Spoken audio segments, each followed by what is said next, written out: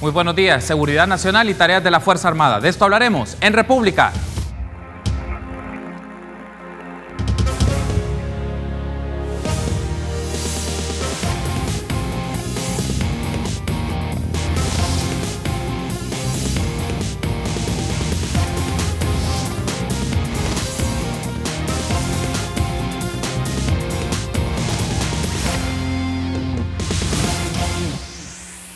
Muy buenos días, qué gusto que nos acompañe en una nueva edición de República. Les saluda Carlos Monterrosa, es un agrado que esté con nosotros por la mañana de este martes 31 de julio y me gustaría iniciar saludando y felicitando a todos los hombres y mujeres periodistas de este país que desarrollan una tarea encomiable cada día, cada semana, brindándole esta información a través de medios televisivos, escritos y digitales, a través de reportajes de investigación, a través de notas, a través de diferentes aspectos. Muchos de ellos exponen también su profesión y exponen también sus vidas en algunos de los casos para informarle a usted todos los días. Entonces, mis saludo y el agradecimiento por su trabajo a todo el gremio periodístico del país. Entonces, con este anuncio, es un agrado para mí recibir al ministro de la Defensa Nacional, David Munguía Payés, que está conmigo esta mañana para hablar de la seguridad nacional y el desempeño de la Fuerza Armada. Buenos días, ministro. Bienvenido a República. Buenos días, Carlos. Yo también quiero unirme a ese saludo a los periodistas, una profesión que ha evolucionado mucho aquí en el país y se ha convertido en un factor muy importante, sobre todo para guiar la opinión pública del país. Gracias, ministro, por estar conmigo esta mañana y tenemos diferentes temas que desarrollar concernientes a la actividad de la Fuerza Armada, la seguridad nacional y también aspectos que tienen que ver con la seguridad pública, entre otros asuntos. Y me gustaría iniciar con este tema. A inicios de este mes, la embajadora de Estados Unidos en El Salvador, Jean Maynes, declaró su preocupación por lo que ella califica una estrategia de expansión de la República Popular de China. Quiero pedirle a la producción si nos pueden poner parte de sus declaraciones sobre este tema para regresar y tener las declaraciones del ministro. Escuchemos. Bueno, normalmente cuando China tiene interés en algún lugar, porque está tratando de aumentar su presencia en la región, normalmente tiene no solamente una presencia económicamente, pero también está mirando de expandir su presencia militarmente. Bien, ahí teníamos entonces las declaraciones de la embajadora de los Estados Unidos en el país, Jean Maynes. Ella también en redes sociales, en su cuenta de Twitter, publicó otras ideas vinculadas a esta declaración que brindó semanas atrás, en la cual menciona: es alarmante la estrategia de expansión que China tiene en la región, no solo económicamente, sino también a nivel militar. Y en función de esto le pregunto, ministro, de las declaraciones de la embajadora Jean Maynes, ¿usted considera que esta preocupación tiene sustento por la investigación militar, que la República Popular de China desarrolle una estrategia militar en la región centroamericana y particularmente en El Salvador? Bueno, mira, yo no voy a cuestionar porque no tengo las informaciones que pudiera tener la señora embajadora de sus organismos de inteligencia en cuanto a la expansión china en el ámbito militar. Lo que sí te puedo decir es que yo me he dado cuenta que China continental sí ha tenido interés en invertir aquí en el país. Sí. Y inclusive a nosotros, al Ministerio de la Defensa, nos han ido a presentar algunos proyectos y ofertas de venta de armamento. Pero obviamente el presupuesto del Ministerio de la Defensa no da para eso, para comprar armamento. Hoy las prioridades de nuestro gobierno son otras y yo los he escuchado, he visto sus presentaciones, ¿verdad? Pero hasta allí ha llegado. Esto en el ámbito comercial, y tengo entendido también que en otras áreas del quehacer público ellos han ido a presentar ofertas tecnológicas, y tengo entendido también de que tienen mucho interés ellos en invertir en el puerto de la Unión, hasta allí. En el ámbito puramente militar, nada. Nosotros no tenemos hasta este momento comunicación con militares chinos, no tenemos ningún intercambio con ellos. Es decir, no hay nada en el ámbito militar como sí lo hay, por ejemplo, con China-Taiwán. Sí.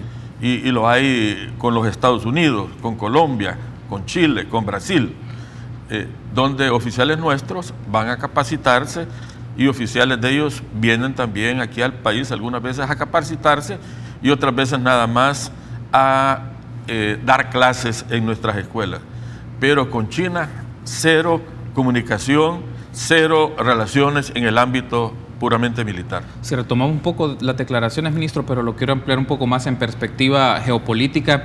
porque por las declaraciones de la embajadora, ¿por qué tanto el puerto de la Unión como la zona fronteriza del Golfo de Fonseca reviste de tanta importancia económica y para la seguridad nacional? Porque ella hacía el énfasis que era en el puerto de la Unión las inversiones o el interés de las inversiones chinas, no solo a nivel económico o militar, pero se lo pregunto más desde la perspectiva como desde el campo de la Fuerza Armada se estudia a nivel geopolítico, ¿por qué el puerto y la zona fronteriza del Golfo es tan importante económica y militarmente? Sí, bueno, el Golfo de Fonseca, de acuerdo a estudios que nosotros tenemos, tiene un gran potencial de desarrollo. Y inclusive tenemos información que pudiera haber gas natural o pudiera haber petróleo.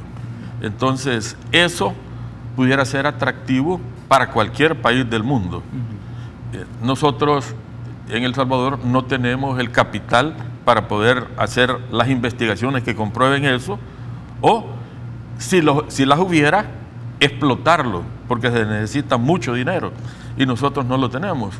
Por lo tanto, no es de sorpresa que otros países pudieran estar interesados en ese gran potencial que tiene el Golfo de Fonseca. Por eso es que nuestra Fuerza Naval es muy celosa y patrulla nuestras aguas territoriales en el Golfo de Fonseca, y hacemos periódicamente ejercicios de soberanía, no solamente allí, sino que en nuestro mar territorial, porque también, Carlos, nuestro mar territorial tiene un gran potencial, es 3 veces más grande que el territorio continental y tiene una gran riqueza marítima que los salvadoreños no lo hemos podido explotar. En el futuro, dentro de 50, 100 años, eso va a ser fundamental para el desarrollo del país, porque no solamente puede proporcionar recursos como gas natural y petróleo que creemos que hay, sí, sino que una fuente de alimentación para la población salvadoreña. Estos estudios solo para, lo quiero vincular por un aspecto, ministro, porque hace semanas atrás estuvo acá la ministra de Economía, la doctora Luz Estrella Rodríguez, nos mencionaba que ya se habían hecho algunos estudios de acercamiento en el campo económico para ver el tema de gas. Y usted me dice lo mismo, que hay algunos estudios, son estudios desarrollados por empresas, son estudios que hace la Fuerza Armada o son estudios del gobierno en el que permite decir esta zona oriental y esta zona en particular de la Unión y el puerto de la Unión también tiene esta ventaja de la riqueza en gas o la riqueza en petróleo o en algún tipo de actividad económica. Sí, bueno, de los tres, ¿verdad? Tanto empresas privadas que pudieran estar interesadas en explotar esos recursos naturales, el gobierno de la República, obviamente, porque eso se puede convertir en un elemento fundamental para el desarrollo del país, sí, y la Fuerza Armada, que periódicamente estamos realizando patrullajes allí y hemos hecho también algunos estudios preliminares con los medios que nosotros tenemos disponibles. Lo que pasa es que para hacer estudios serios se necesita mucho recurso económico y mucho recurso tecnológico que no tenemos aquí en el país y tampoco la Fuerza Armada los tiene. Hay otro asunto en el cual quiero consultarle, ya vamos a ampliar otros temas que tenemos en la agenda de esta mañana, ministro. En mayo, El Salvador fue la sede de la Conferencia Centroamericana de Seguridad que se realiza con el Comando Sur de los Estados Unidos. Sí. Quisiera consultarle un poco si este tema, regresando al caso de China Popular, este tema de China Popular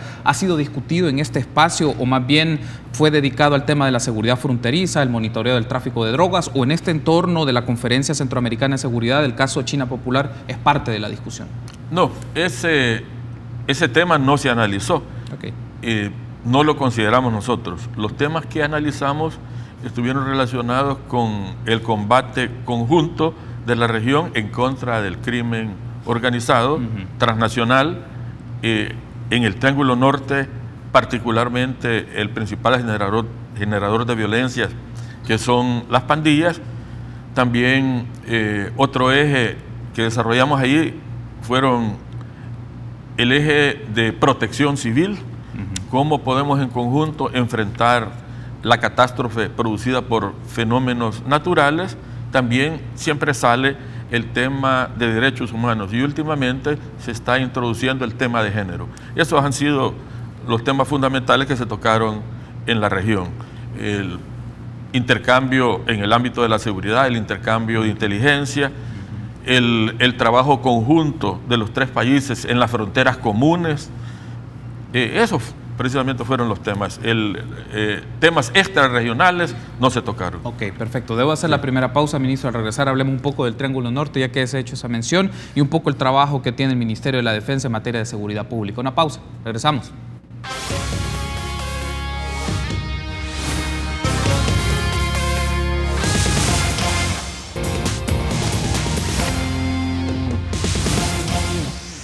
Gracias por continuar junto a nosotros en República. Seguimos platicando con David Munguía Payés, ministro de la Defensa Nacional. Estamos hablando de asuntos de seguridad nacional, desempeño de las Fuerzas Armadas, y continuamos un poco con la perspectiva del Triángulo Norte. Y quiero consultarle, ministro, aprovechando un tema que vincula la seguridad y la lucha contra la corrupción y el narcotráfico, que son parte de las actividades de la seguridad nacional que se realiza por el Ministerio de la Defensa en este país. Y es que se ha conocido que el Congreso de los Estados Unidos ha acordado la aprobación de un marco legal donde el Departamento de Estado informe, en coordinación con el Departamento de Defensa, a los congresistas de los Estados Unidos sobre la identidad de los funcionarios, tanto de El Salvador, Honduras y Guatemala, que pueden estar involucrados o que están involucrados en actos de corrupción y de droga. Quiero pedirle en este caso a producción si nos puede poner un extracto de una nota que fue publicado por el sitio Inside Crime, que es especializado en el tema en particular. Lo leo textual.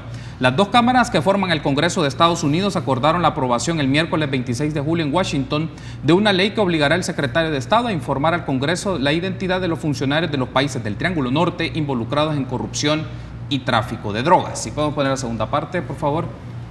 Gracias. El documento especifica que deben ser publicados en una lista los nombres de altos funcionarios gubernamentales en Honduras, Guatemala y El Salvador sobre los que hay información que han cometido o facilitado actos de gran corrupción o tráfico de drogas. En función de eso, entonces, ministro, le consulto un poco por qué considera que es importante que se materialice este acuerdo para elaborar un reporte a los congresistas de Estados Unidos con nombres de funcionarios que pueden estar involucrados en actividades delictivas, particularmente narcotráfico y financiamiento electoral ilícito. Bueno, mira, quiero decirte que si le preguntas a cualquier salvadoreño o a cualquier político de cualquier país aquí del Triángulo Norte, te van a decir que todos están en contra de la corrupción.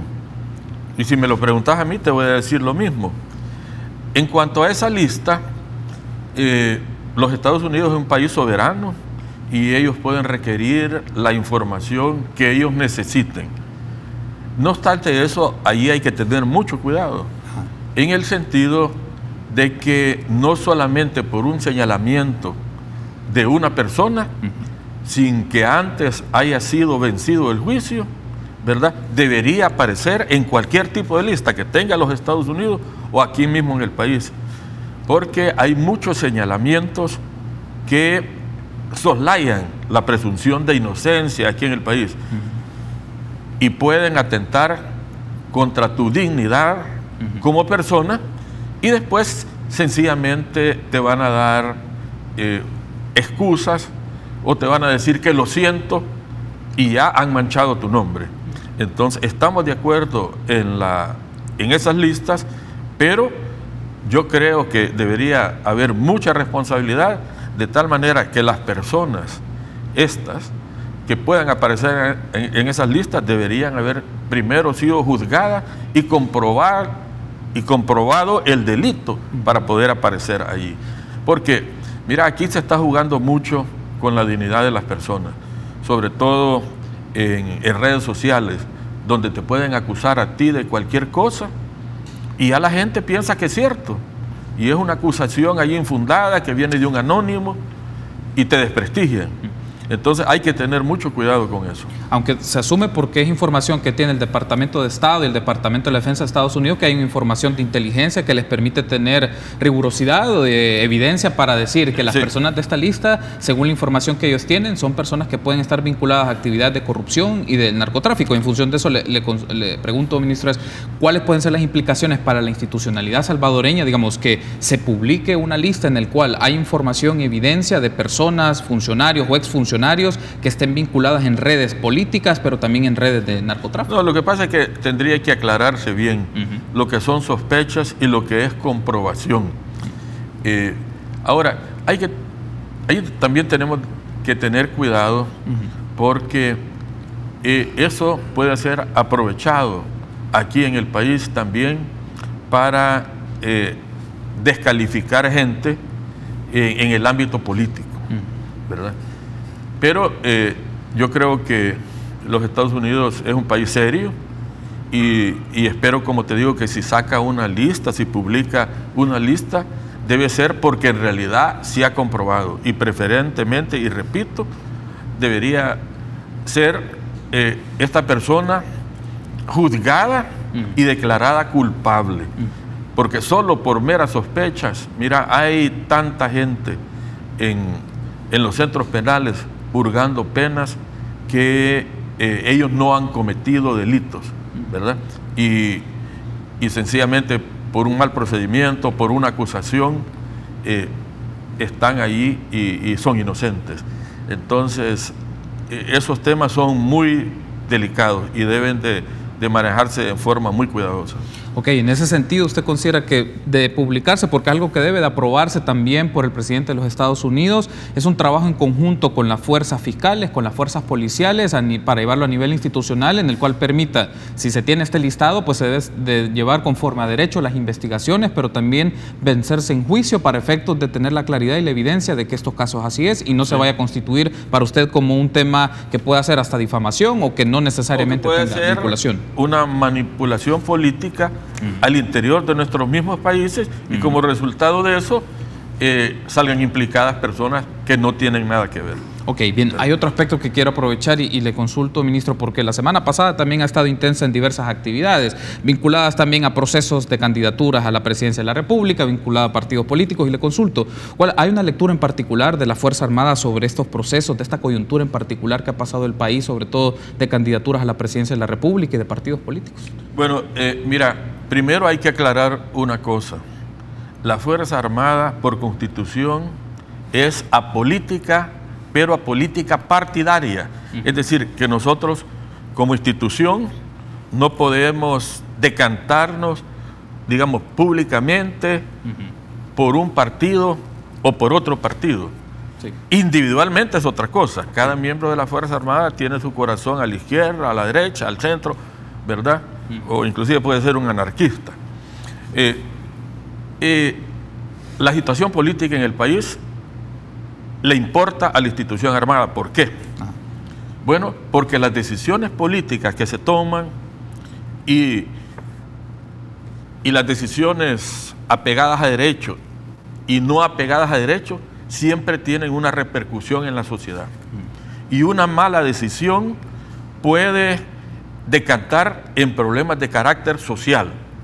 Imagínate lo que está sucediendo en Nicaragua en este momento.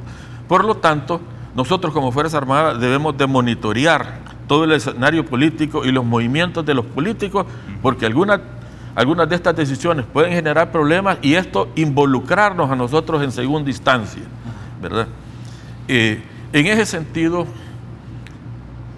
para estas elecciones nosotros estamos viendo 3 buenos candidatos, donde la gente va a tener que decidir. Sí.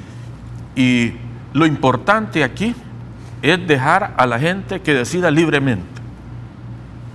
Y nosotros esperamos que las instituciones gubernamentales y las instituciones del Estado que tienen que ver con este sistema político nuestro actúen en forma correcta. Porque si no lo hacen, entonces van a generar reacciones sociales y eso puede implicar protestas sociales y la Fuerza Armada y la Policía Nacional Civil se pueden ver involucradas en eso. Por ejemplo, yo he hablado que hay 3 buenos candidatos, pero hay un candidato de ellos, sí, ¿verdad?, que ha generado mucha polémica y hay muchas instituciones, bueno, hay algunas instituciones en las cuales la sociedad civil está cuestionando las decisiones que están tomando, ¿verdad? Acusan a estas instituciones de moverse, inclinar la balanza, ¿verdad?, a un lado. Yo creo que el pueblo salvadoreño y que si una persona tiene la voluntad de servir o participar, hay que respetarlo eso. Y esta persona debe ser vencido en las urnas a través de una consulta popular. Y el camino de ningún candidato debe ser entorpecido por acciones de carácter ilegal, ¿verdad? O semi-legales para ponerle trabas. Es decir, la Fuerza Armada lo que le pide al sistema y a los políticos es fair play, juego limpio, oportunidades para todos. Porque si nuestras instituciones se equivocan, ¿verdad? O maliciosamente se equivocan, eso va a provocar conmociones sociales y nos va a comprometer a nosotros. Por lo tanto, el llamado que yo les hago a estos líderes políticos y de estas instituciones es que jueguen limpio.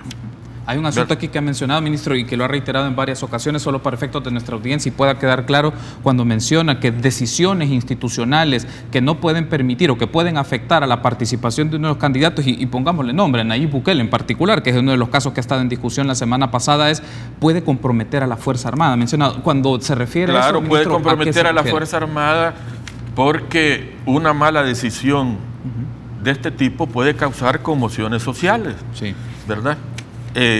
La gente que sigue a cierto tipo de candidatos puede perder la cordura y la fe en el sistema y manifestarse en las calles.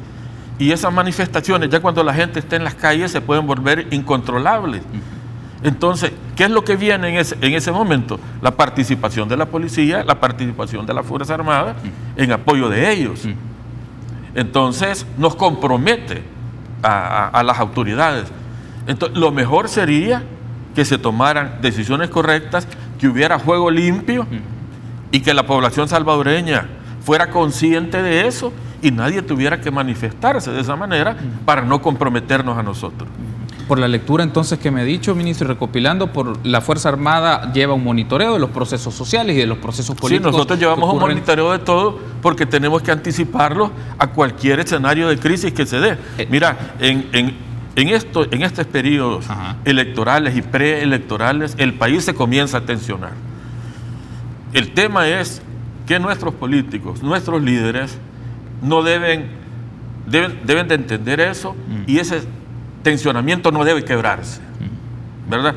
Hay que mantener el justo balance para que el tensionamiento del país no decante en violencia social. Se lo planteo de esta manera, ministro. Por la indagación y la investigación de la Fuerza Armada, ¿ustedes prevén que hay un escenario político de tensión que se puede propiciar por circunstancias que no permitan la competición o, como usted lo ha dicho, el fair play, el juego limpio? Por sus investigaciones vislumbran de que puede existir un escenario crítico en el corto plazo en el país. Claro, nosotros analizamos diferentes escenarios y ese que te he planteado es un escenario extremo que ojalá no se dé. ¿Verdad? Entonces el llamado es eso, el fair play, juego limpio, dejemos que el pueblo decida. Hay un asunto porque también hizo la referencia por el caso de Nicaragua y que ha estado en discusión también y particularmente me voy también tal vez al plano muy extremo, pero unas circunstancias de una característica de ese tipo, ministro, nos podemos ver en el espejo de Nicaragua. Lo planteo de esta manera por la lectura que usted ha hecho y el ejemplo que usted tomó. Precisamente eso, Carlos, y es que se dan modas. Si sucede en Guatemala, a los meses puede suceder aquí. Si sucede en Nicaragua, a los meses puede suceder aquí. Estos fenómenos se dan y se contagian. Y la gente pareciera que trata de imitar. Y en circunstancias similares las reacciones son similares, ¿verdad? El país no se merece eso. Mira Nicaragua, un país próspero, un país ejemplo en términos de seguridad, el país más seguro de Centroamérica, el país que estaba creciendo a los niveles económicos más altos en la región, y mira cómo está en este momento.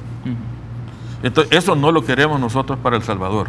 Tenemos que ser responsables, los funcionarios públicos, los líderes políticos, los partidos políticos. Tenemos que ser responsables. Cuando me menciona esto antes de irnos a la pausa, que los políticos, las instituciones políticas deben de ser responsables, para ser preciso y que nuestra audiencia lo tenga clara desde la perspectiva de la Fuerza Armada, ¿qué aspectos considera usted que debe marcar ese obrar o esa manera de actuar de los políticos en función de reglas y de instituciones? Sí, mira, yo no voy a entrar en detalle porque no voy a criticar específicamente a nadie. Pero lo que la Fuerza Armada les pide es responsabilidad y cumplimiento de la ley. Eso es lo que nosotros esperamos para que no nos comprometan. Ese es el punto. Si pasa un escenario así, ¿Qué implica para la Fuerza Armada comprometer a la Fuerza Armada en una situación de tensión social o en una situación en la cual los políticos o las instancias que establece el Estado no se cumplen en función de las reglas? Lo voy a plantear de esa manera. Sí, bueno, imagínate que hubiera un levantamiento social o una manifestación violenta aquí en el país, donde la gente de repente pierde el control, ¿verdad? Y se vuelve eufórica y comienzan a destruir infraestructura.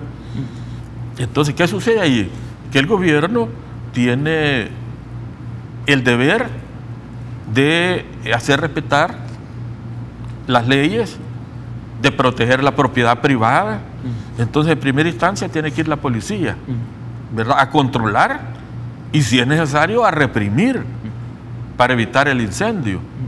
Y si la policía se ve sobrepasada, ahí vamos nosotros atrás. Entonces, esto es lo que no queremos.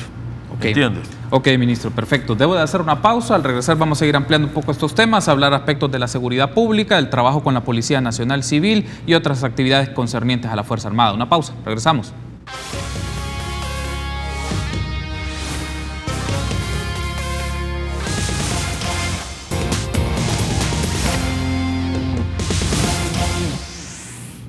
Gracias por continuar junto a nosotros en República. Seguimos platicando con el ministro de la Defensa, David Munguía Payés. Ahora hablaremos un poco de temas concernientes a la seguridad pública. Ministro, recientemente se firmó un protocolo de actuación conjunta entre la Policía Nacional Civil y la Fuerza Armada para prevención y combate del delito. Hay un aspecto que quiero consultarle de manera preliminar sobre este protocolo. Ya vamos a ampliar algunos detalles sobre ello, pero según está definido en este instrumento, en este documento, se asume de que el personal de la Fuerza Armada va a tener una intervención sostenida y protagónica en la seguridad pública del país. Para el hecho de conformarlo a través de un protocolo es que se confirma esto, ¿no? Bueno, en realidad tú te das cuenta que el problema de la seguridad pública es el problema mayor que tienen los salvadoreños, y esto no es nuevo. Venimos teniendo problemas de seguridad pública después de que se firman los acuerdos de paz. El 16 de enero de 1992, casi inmediatamente después, la Policía Nacional Civil requiere el apoyo de la Fuerza Armada. Y a partir de ese momento hasta la fecha hemos venido nosotros apoyando a la Policía Nacional Civil, consciente de que la misión principal de seguridad pública es de ellos. Y lo nuestro es nada más apoyar, acomodarnos a los planes de seguridad de la Policía Nacional Civil y planificar ese apoyo. Sí. Bueno, ¿cuántos años tenemos de estarlos apoyando? Ahora, ¿qué es lo que hemos hecho? Bueno, hemos capacitado a nuestros efectivos militares para realizar su trabajo. En el ámbito de instrucción hay un módulo en los 18 meses del servicio militar obligatorio, en donde les enseñamos a nuestros soldados aspectos relacionados a la seguridad pública, y luego muchos de ellos pasan, ¿verdad?, al terreno a trabajar. Hemos elaborado nosotros durante mucho tiempo cartillas donde les escribimos a los soldados cuál debe ser su reacción y sus actuaciones ante diferentes circunstancias, y ellos lo llevan en el bolsillo. El tema de derechos humanos es un tema importante y lo enfatizamos nosotros. Esas cartillas han ido evolucionando, pero no teníamos un documento, digamos, formal, coordinado con la Policía Nacional Civil para materializar ese apoyo. Fue hasta el año pasado que con fondos de una agencia de los Estados Unidos que le llaman ICE, que es Agencia en contra de la droga y el crimen, sí, proporcionaron fondos para financiar, junto con Naciones Unidas, que iba a poner el personal técnico, la elaboración de un protocolo donde íbamos a participar nosotros también en esa planificación, y la Policía Nacional Civil, que definiera nuestro marco de actuación, que estuviera acordes a nuestras leyes y que respetara los derechos humanos, pero que no entorpeciera los procedimientos, ¿verdad?, que mejorara la coordinación del trabajo conjunto con la Policía Nacional Civil, y eso es lo que se hizo. Entonces se han definido situaciones, se han definido términos de actuación. Creo que este va a ser un un buen aporte para la mayor efectividad y el trabajo conjunto que hacemos nosotros día a día con la Policía Nacional Civil. Para darte un ejemplo, Okay. La policía va a hacer un allanamiento. Entonces, allí se define cuál va a ser la actuación de la policía y cómo la Fuerza Armada va a ayudar y va a participar en ese allanamiento. Y así se describen diferentes circunstancias en este protocolo, se da un mejor entendimiento a una serie de términos y al final, como te digo, esto va a redundar en un mejor trabajo entre ambos y en mejor respeto a los derechos humanos también.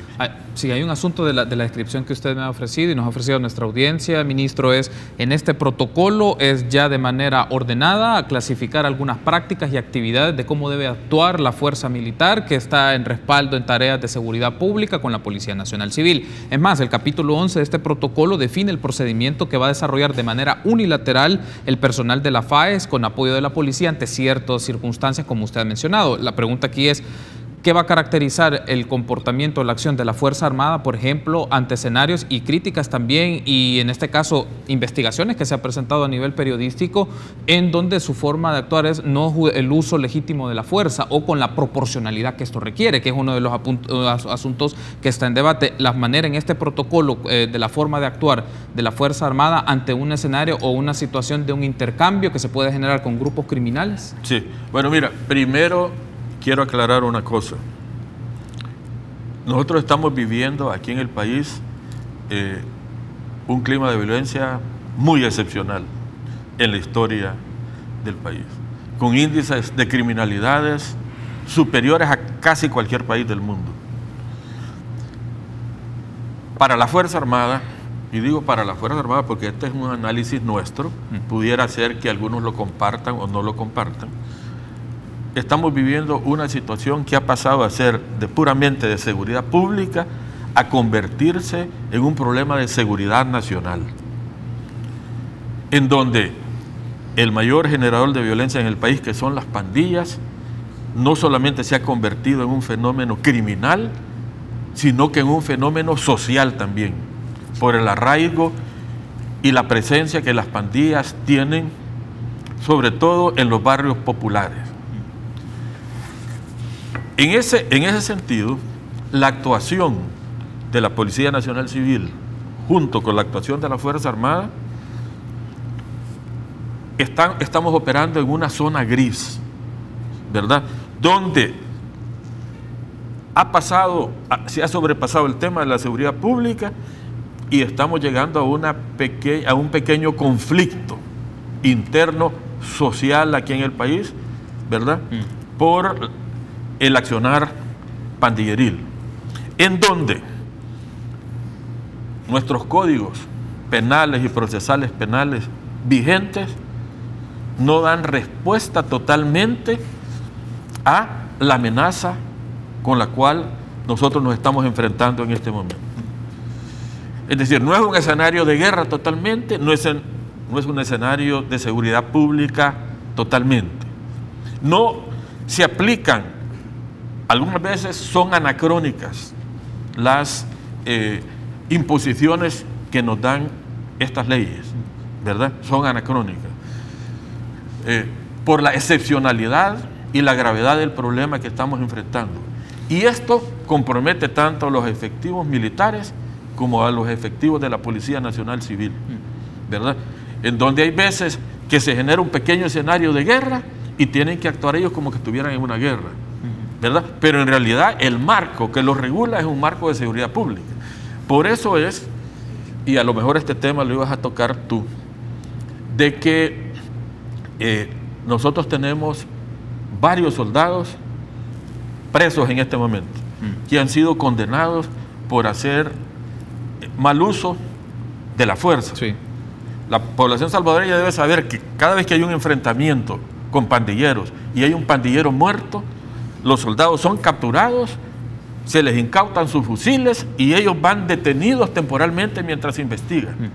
Esta situación obviamente está generando un problema de moral en nuestros soldados. Recientemente se dio un caso donde un delincuente le arrebató el arma a un policía y se acusa a nuestros soldados de no actuar. Esto ocurrió en Apopa. Sí, en Apopa, de no actuar como deberían ellos haber actuado. Sí. Las investigaciones que hemos hecho nosotros y lo que nos dicen los soldados es que en ese escenario había mucha gente civil y ellos no quisieron disparar por no generar problemas a los civiles, no herir a algún civil en un enfrentamiento, ya que el pandillero que arrebató el arma y le disparó sale corriendo y ellos no le dispararon. ¿Verdad? Pero además de eso, dentro de la Fuerza Armada, y no voy a hablar de la policía, que esto lo habla el señor director porque él sabrá cómo está la moral en la Fuerza Armada está alta, pero hay un cuestionamiento al interior. Si yo hiero o mato a un pandillero en un enfrentamiento, lo más seguro es que yo me vaya preso, ¿verdad? Y puedo pasar 5 o 6 años. Nosotros estamos trabajando en contra de eso y les estamos explicando a nuestros soldados cómo deben actuar. Aquí es donde este protocolo también es importante, pero siempre en algunas personas existe aquello: me voy a comprometer aquí y voy a terminar preso 15, 20 años, ¿verdad?, por haber tenido un enfrentamiento y matar a un pandillero. Bueno, tenemos soldados allí detenidos porque a alguien se les dejó ir con un corvo y ellos reaccionaron con el fusil y lo eliminaron.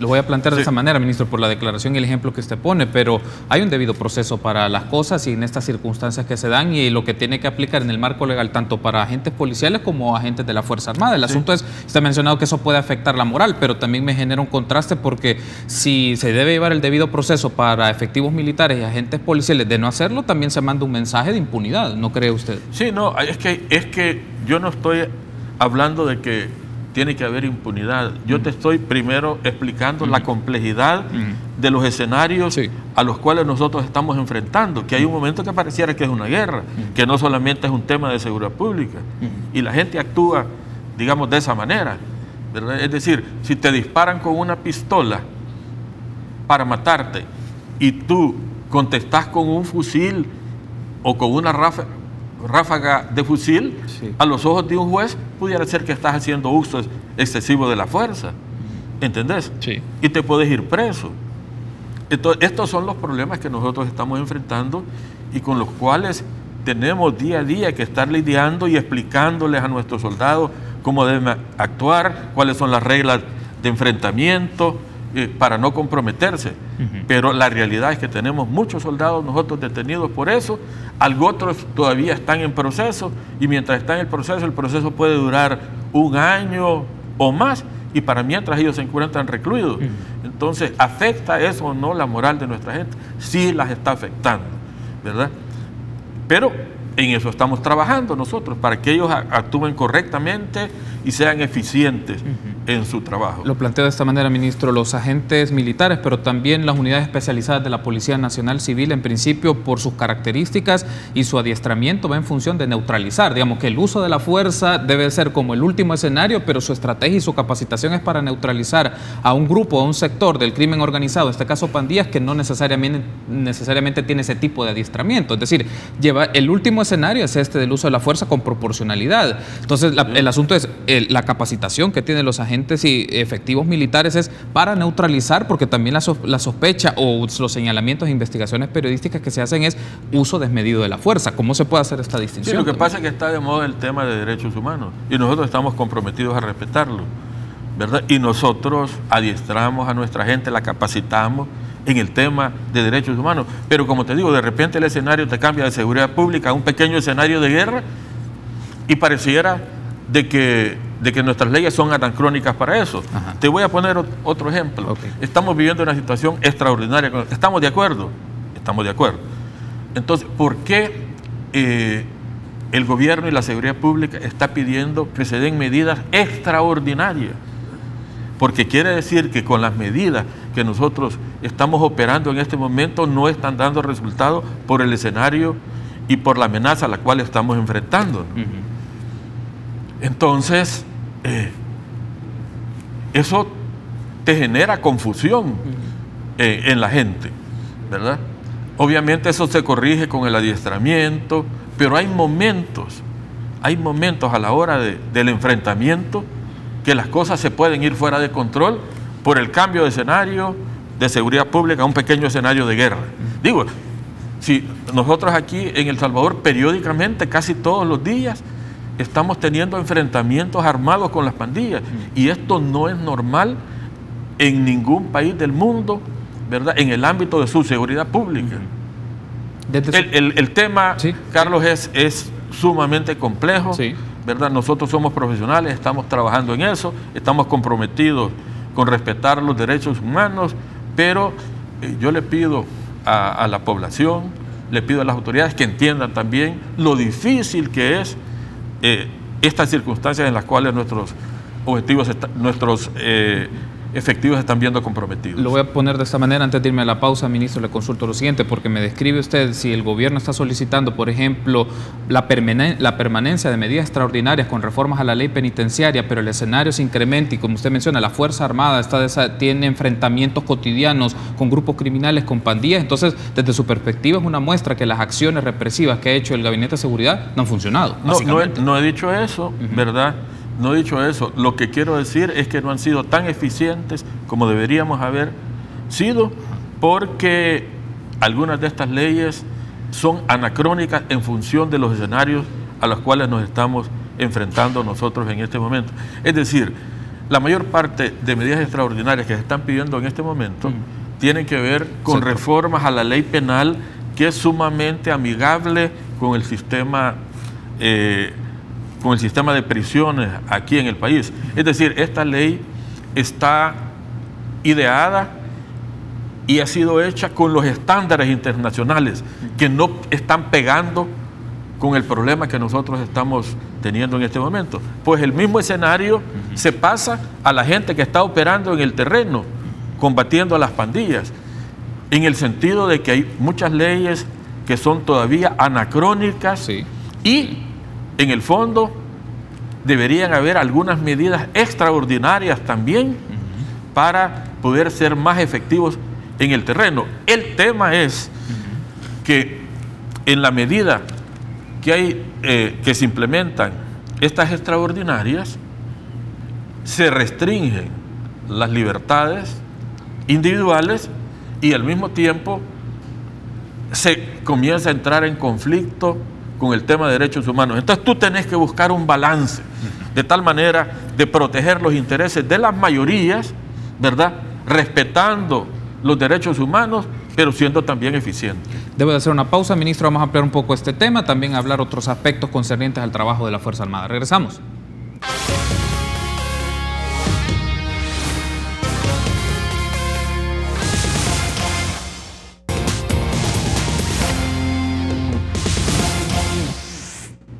Gracias por seguir junto a nosotros en República. Continuamos platicando con el ministro de la Defensa, David Munguía Payés. Hemos estado hablando en el bloque anterior un poco la lógica de la seguridad pública y lo que significa en este caso el manejo y el control territorial de las autoridades de la seguridad. Antes de cambiar hacia la transición a otros temas que tenemos pendientes, ministro, le consulto porque usted insistió en el bloque anterior, hay leyes de carácter anacrónicas, mencionó las condiciones en las cuales se enfrenta, estamos en una zona gris, y la intervención y la lógica en la cual el Estado debe de actuar ya debe ser bajo los principios o la lógica, como lo ha planteado, usted mira si no es así, de la seguridad nacional. Se lo pregunto así directamente, desde la perspectiva entonces de la Fuerza Armada, para trabajar el tema de la inseguridad pública y del crimen organizado, propone que se desarrollen estados de sitio focalizados y retomar una discusión de tiempo atrás, pero desde el panorama que usted me planteó, estados de sitio focalizados, y cuando habla de leyes anacrónicas, entonces, ¿qué modificaciones se deberían de hacer o qué tipo de marcos legales se deben de promover? Sí, mira, en realidad yo no he propuesto estados de sitio focalizados. Lo que yo he dicho en el principal generador de violencia aquí en el país, que son las pandillas, que este es un problema no solamente criminal, sino que es un problema de carácter social. Sí. Por lo tanto, el abordaje tiene que ir en esas dos direcciones.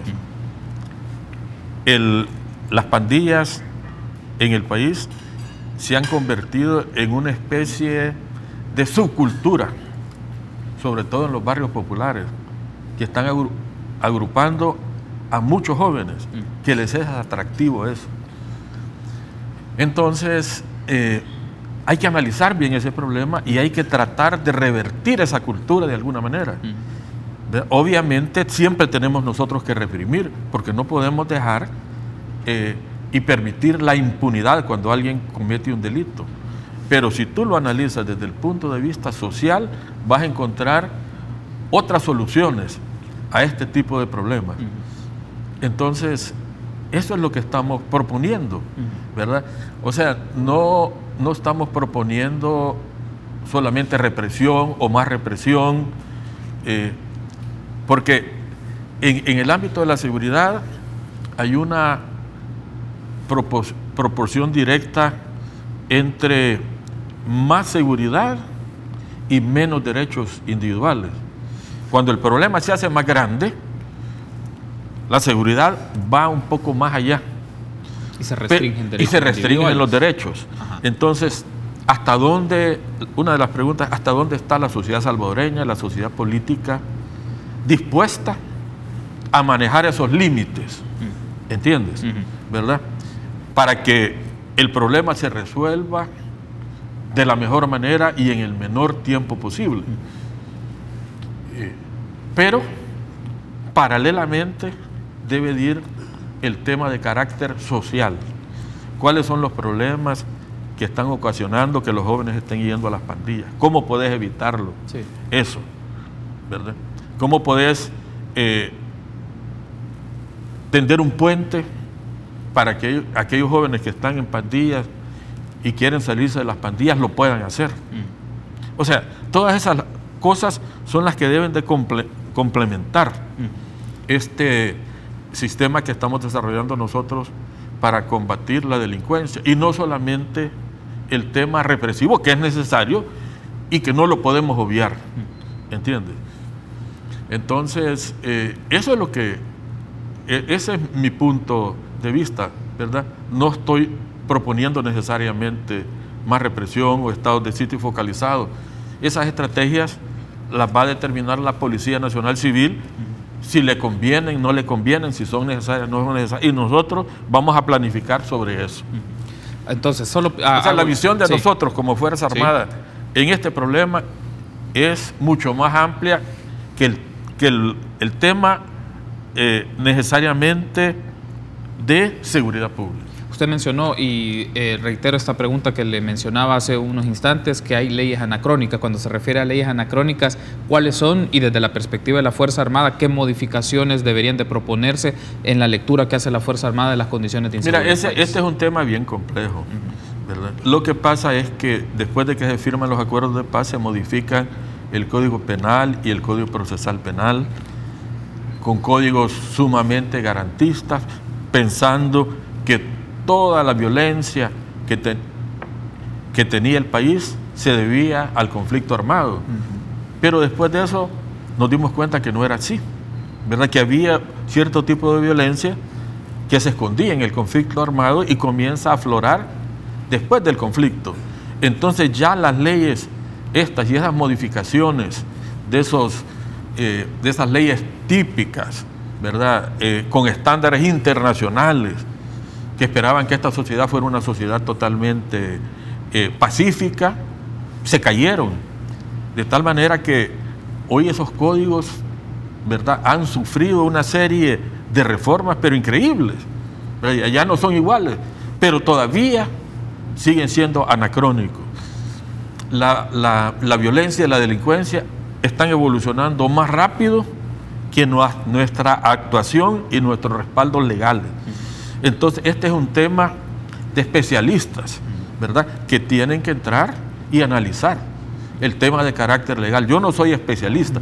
Yo, como un operador en el terreno, quisiera tener un poco más de libertad para actuar, ¿entiendes?, ¿verdad? Pero nosotros estamos conscientes que hay un sistema que hay que respetar, que aquí la Policía Nacional Civil es la responsable y que la misión que nos ha dado el señor presidente a nosotros es de apoyar a la Policía Nacional Civil, y eso es lo que estamos haciendo.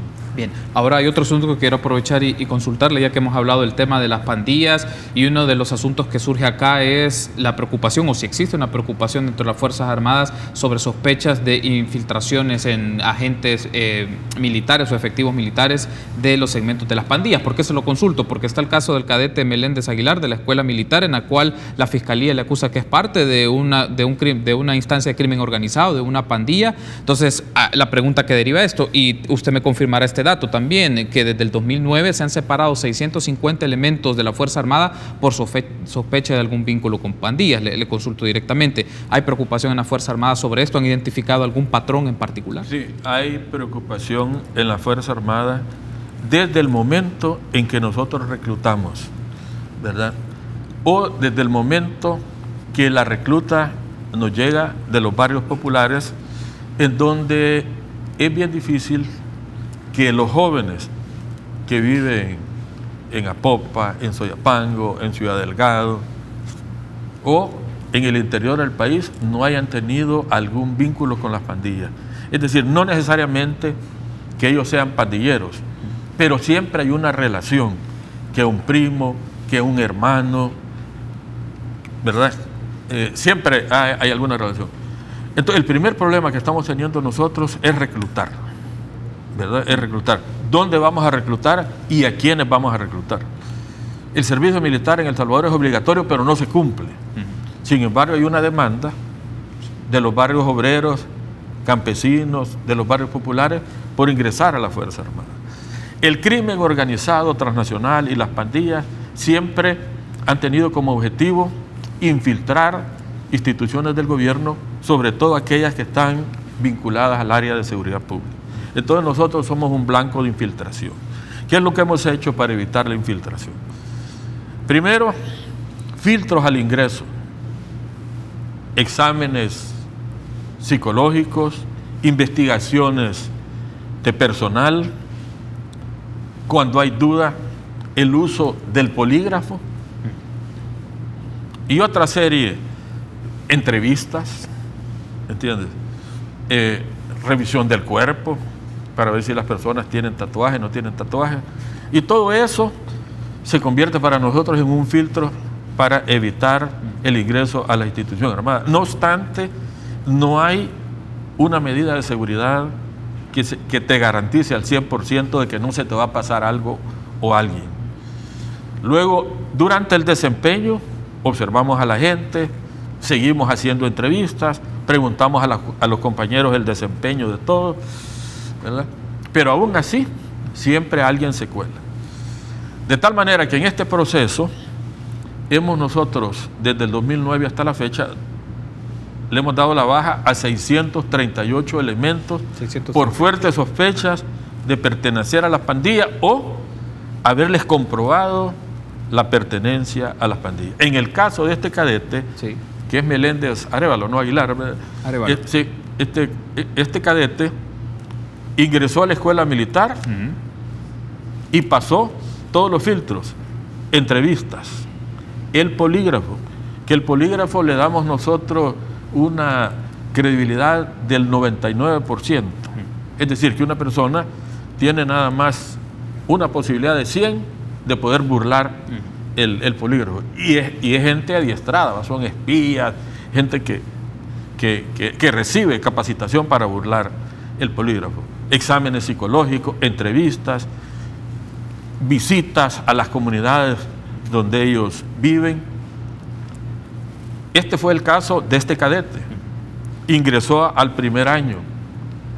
Su desempeño en el ámbito militar fue impecable, su desempeño en el ámbito académico fue impecable. La sorpresa para nosotros fue que llegara elementos de la Fiscalía y lo acusaran a él de pertenecer a estos grupos criminales. Hoy el caso está en manos de la Fiscalía, ¿verdad? Todavía nos queda a nosotros la duda si los filtros que tuvimos nosotros fueron burlados, la seguridad nuestra fue rota o hay algún error en esos señalamientos. Hay que esperar que la Fiscalía haga su trabajo y nosotros esto nos queda como experiencia para seguir afinando nuestro filtro. Usted mencionó el dato, entonces precisa 638 elementos que han sido separados. Mi consulta en función de esto, ministro, es ¿en qué rangos o qué parte de la estructura de la jerarquía militar se encontraban estos 638 elementos? ¿Eran a nivel básico, a nivel operativo, intermedio? ¿En qué rango se encontraban? Sí, el 95% de ellos ha sido a nivel de soldados. El otro 5% ha tenido que ver con otros grados superiores que no llegan a oficiales. Le hacía esta pregunta porque, digamos, es un 5% nada más, pero el asunto es, ¿tienen una escala mayor? ¿Tienen acceso a información, digamos, o a un tipo de adiestramiento diferenciado? ¿Cuál puede ser el riesgo en este caso en particular? Sí, tiene razón. Ellos no tienen acceso a información. Ellos, la gente que le hemos dado la baja, ha trabajado en el área puramente operativa. O sea, no tienen acceso a los planes militares de seguridad, a los planes militares secretos, no tienen acceso. También le hemos dado baja cuando te dije, y voy a aclarar, grados superiores, me refiero a algunos cabos, un par de sargentos y suboficiales, ¿verdad? Pero nadie que haya estado en un lugar verdaderamente sensitivo que pueda comprometer la seguridad nacional. Obviamente el objetivo es ese. Si fuera cierto que la infiltración o la posible infiltración de este cadete, ¿verdad?, allí pudiera ser un objetivo de llevarlo hasta las máximas jerarquías para de allí tener más información o tener algún control de alguna área de las Fuerzas Armadas, ¿verdad? Pero te digo, a nosotros nos queda la duda, sobre todo, Carlos, acá en donde nuestras autoridades están utilizando mucho el testigo criteriado. Y estos testigos criteriados no son 100% confiables. Hay veces que señalan, o como dicen aquí popularmente, le ponen el dedo a la gente y se hace una atarrayada y se lleva gente, ¿verdad? Entonces, nosotros no sabemos, en el caso de este cadete, cómo va a terminar. Pero te digo, a nosotros nos pasó todos los filtros. Muy bien, debo de hacer entonces una pausa, ministro, y en el último bloque ampliamos otros aspectos de la actualidad de la Fuerza Armada. Regresamos.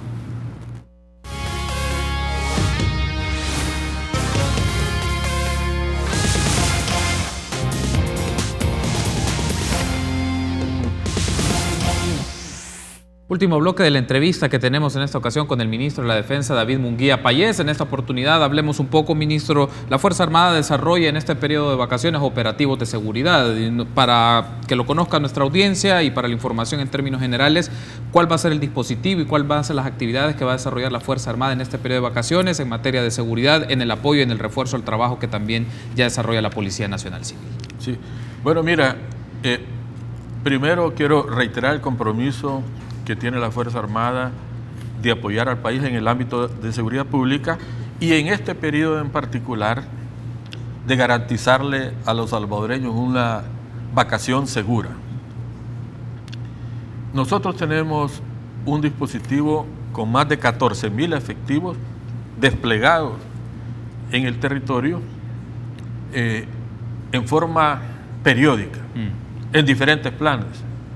Estamos en las fronteras, estamos en alrededores de centros penales, estamos patrullando con los grupos de tarea conjunta todo el país, estamos dando seguridad a las escuelas, estamos dando seguridad al CITRAM, estamos dando seguridad a los centros turísticos.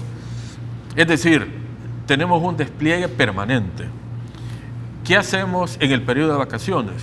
Bueno, extender nuestras líneas de operaciones hasta los centros turísticos o los lugares donde van a transitar la mayor parte de ciudadanos que van a gozar de sus vacaciones.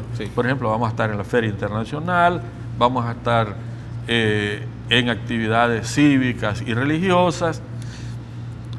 Particularmente, nuestros efectivos prestan atención a los balnearios. Es decir, estamos en La Unión, estamos en La Paz, estamos aquí en La Libertad, tenemos un dispositivo cercano a las playas y coadyuvamos con la policía al patrullaje en las rutas que dan a esos lugares. Pero igualmente, la Fuerza Aérea continúa realizando patrullajes a lo largo de nuestro espacio aéreo, y la Fuerza Naval cumple dos funciones: no solamente efectuar actos de soberanía en nuestro mar territorial, en las 200 millas marinas, interceptar las rutas de tráfico de la droga, porque en estos periodos algunas veces la delincuencia cree que estamos nosotros bien empeñados en otras cosas y aprovecha para incursionar por las fronteras, el contrabando, o para mover estos cargamentos de droga por nuestro espacio marítimo. Entonces permanecemos allí. La Fuerza Naval, además de eso, cerca de las playas, pone un dispositivo para ayudar al rescate acuático. Y la Fuerza Aérea despliega también sus helicópteros para patrullar las playas y al mismo tiempo para ayudar a los rescates. Y esto es bien importante, porque normalmente hay personas que se ahogan en las playas, y hay que no solamente ayudarles, ¿verdad?, sino que ayudarles a salir si no se han ahogado todavía, o movilizarlos buscarlos a un hospital. Sí, y trasladarlos a un hospital, o ayudar a buscar los cadáveres.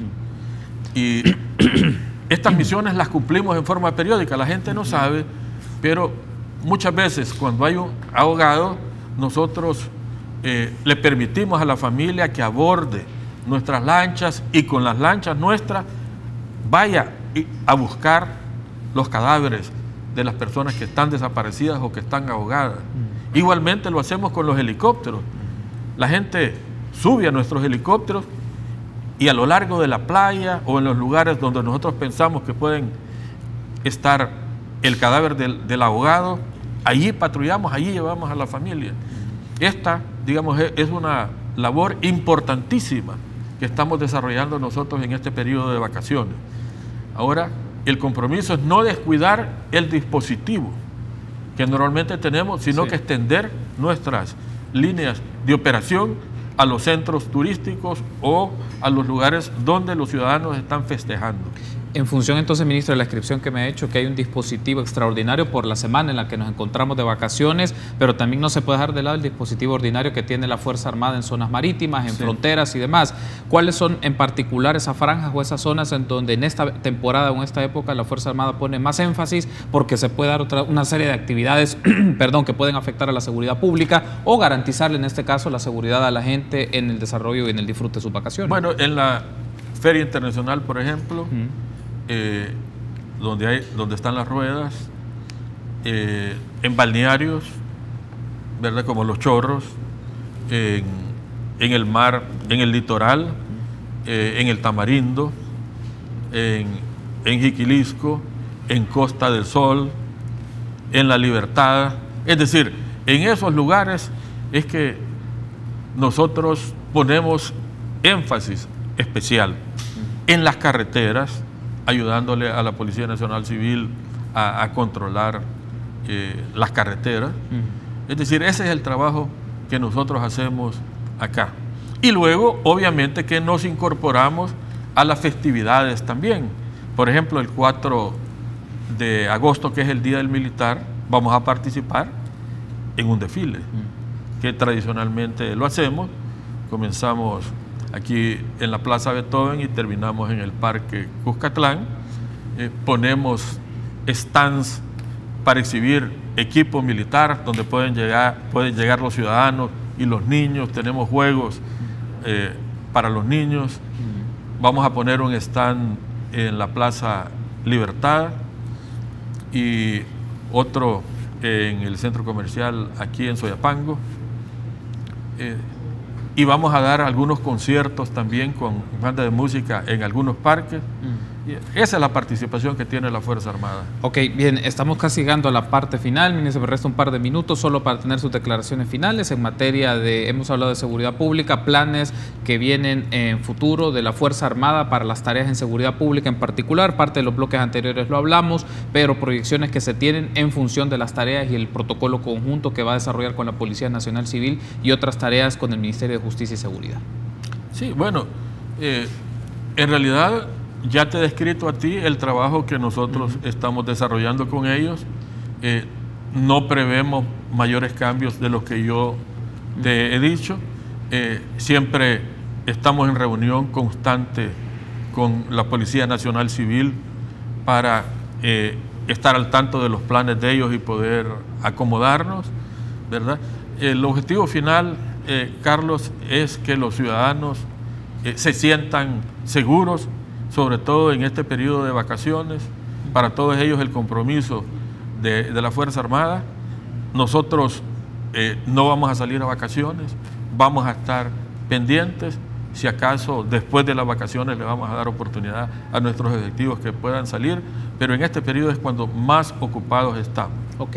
Posterior entonces a ese periodo de las vacaciones, ministro, viene un tema también, continuar en el trabajo ordinario, zonas en particulares de los patrullajes y las actividades que hay énfasis, eso es parte del plan ya ordinario. Claro, aquí la Policía Nacional Civil va a determinar cuáles son las áreas críticas donde ellos creen que nosotros debemos de colaborar y allí vamos a estar.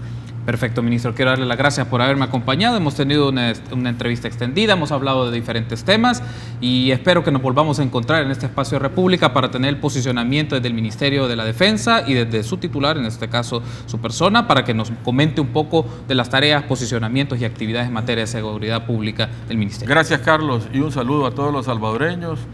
Que pasen feliz vacaciones con el compromiso de la Fuerza Armada y hacer todo lo posible por garantizarles, en apoyo a la Policía Nacional Civil, su seguridad. Perfecto, ministro. Gracias por habernos acompañado y a usted también por la gentileza de habernos acompañado en esta entrevista. Será hasta mañana, 6:30 en República.